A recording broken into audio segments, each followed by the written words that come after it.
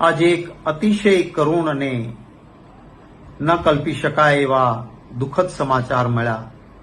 અમદાવાદથી લંડન જઈ રહેલું વિમાન એ ટેક ઓફ થયા પછી, એટલે કે રનવે ઉપરથી ઉડ્યા પછી માત્ર 2 જ મિનિટમાં તૂટી પડ્યું. અને જ્યાં તૂટી પડ્યું ત્યાં રહેતા હતા લોકો અને રેસિડેન્ટ ડોક્ટર્સની હોસ્ટેલ પણ આવેલી છે. અનેક લોકોને પોતાનો જીવ ગુમાવવાનો વારો આવ્યો. એવા સમાચારોથી ખૂબ વ્યથિત છું.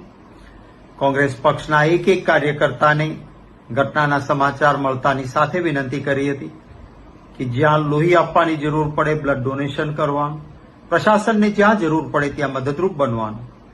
અને ફરી અપીલ કરું છું કે તમામ જગ્યાએ જ્યાં મદદરૂપ થઈ શકાય ત્યાં બધા જ મદદરૂપ બને. વિસાવદર અને કડીની વિધાનસભાની પેટા ચૂંટણીઓ ચાલી રહી છે.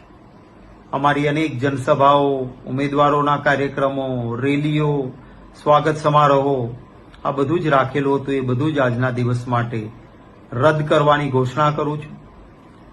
સંપૂર્ણપણે શોકગ્રસ્ત પરિવારોની સાથે સમગ્ર કોંગ્રેસ પાર્ટી